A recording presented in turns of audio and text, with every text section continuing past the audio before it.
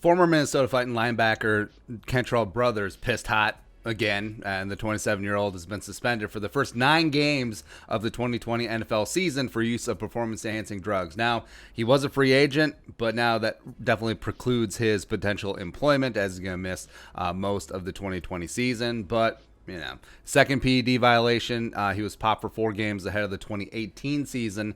Brothers was a former 6th-round pick in the 2016 draft coming out of Mizzou. Been a backup linebacker / special teams dynamo for the Vikes for the past 4 seasons. Now, I was really under no illusion that the Vikings were going to re-sign Brothers. It's the way that the Vikings have saved on cap is that they don't re-sign their backups / special teams linebackers to second contracts. That's why Gideon's probably gone, and you've seen the Edmund Robinsons, the Larry Deans, the Heath Farwells, the Audie Coles, even though Audie signed a second contract, so maybe that's a bad example. Mike Monty, Gerald Hodges, etc. I mean, Vikings just don't spend up. They don't pay up for those second-tier linebackers. They just keep drafting and recycling that position. That's fine. That's fine. So I was under no illusion that they were going to ink up Kentrell Brothers again. But, I mean, the front office probably knew about the second failed test because there's often quite a lag period between when the test is failed and the announcement of the suspension because often second or third test is involved as well as an appeal. So the Vikings in free agency, I wouldn't be shocked if this happened months ago and then officially just got announced now. So the Vikings probably knew all right, well, there's a 5% chance that we're going to re-sign Kentrell Brothers for the league minimum, and now it's not going to happen, right? So then the Vikings going out and drafting Troy Dye is going to be the new backup linebacker, plays some special teams. Maybe he works his way up, yada, yada, yada. There you go. Now, NFL PED testing, it's not like the weed testing where even before the new CBA, if you failed a weed test under the old CBA, you were dumb. It basically is an IQ test. Can you fog up this mirror? But PED testing, it basically is like the Olympics, like the UFC with WADA and USADA, where you can be tested anytime in season, in the off season. If you're traveling, you have to give notice, and they can even test you then.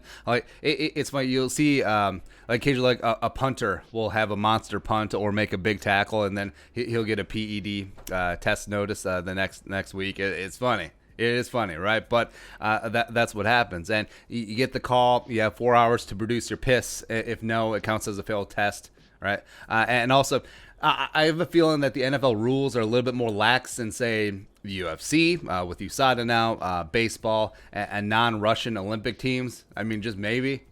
It's weird because the evolution of athletes in a sport where – not saying, I'm just saying, where, yes, you do get better techniques. You do have full-time, now you do have full-time players, but how many, 6'6", 300-pound dudes running a 4.6 and then putting up 50 reps on the bench press? How many of those guys were around in the 50s, huh? How many of those guys were out there chasing Jim Brown and like Sammy Baugh? Well, was that a thing back then? But and also the Vikings, of course, are famous for or Ontario Smith and the Whizzinator and trying to get around. Well, wasn't necessarily drug testing, just testing in general. Just hilarious. But the Vikings have had a handful of recent PED suspensions. Again, PED, not substances abuse. So not Jabari Price's DUI, not Michael Floyd, not J-Ron Curse. When's J-Ron's suspension going to get announced? But April 2018, Kentrell Brothers pissed hot for the first time, as well as that same month, Caleb Jones, the former wide receiver before he had his other much more serious legal issues. July 2019, Holton Hill. Holton hit the double. Yeah, he got the parlay where he got the PED suspension on top of the substance abuse, so he missed 8 games. Then, of course, Kentrell Brothers, I mean, technically, again, in July 2020.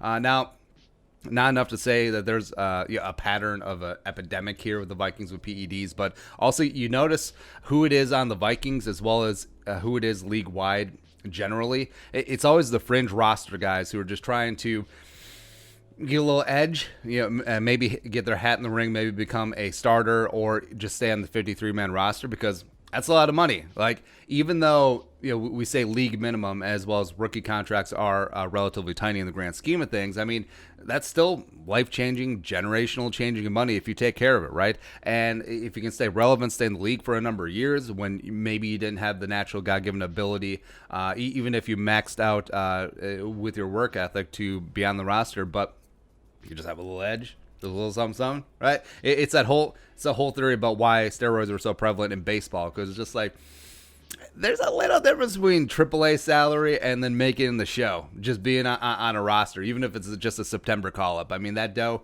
a little bit different. Just a little bit different. But, I mean, you rarely around the NFL see a star player piss hot. Like, you could say maybe Julian Edelman in recent memory, but Edelman's clearly fell off. And it also could be a spot, too, where you have older players just trying to stay relevant, just trying to stay quasi in their prime. I think Edelman would be an example of that. Robert Mathis a couple years ago as well. But what was the excuse of that? It was in, like, fertility drugs or something like that. But overall, I think the Vikings do run a relatively clean program. Punting on Kentrell Brothers, I think that was very smart, even though they probably weren't going to re-sign him anyway. But, it's the whole thing, too, is like, like Minnesota Twins players, like, we do not take PEDs. Well, you should. Maybe you'd win more games. I don't know. Or maybe you get a big fat contract after a 1 year just completely out of nowhere, a huge power hitting season. I don't know. I'm not saying, I'm just saying. Well, there you go. All right, your thoughts, Kentrell Brothers, pissing hot. Let us know in the comment section below. Subscribe for daily Vikings takes. If you want to support the work, pull us on the Venmo. But until next time, Skol, production value.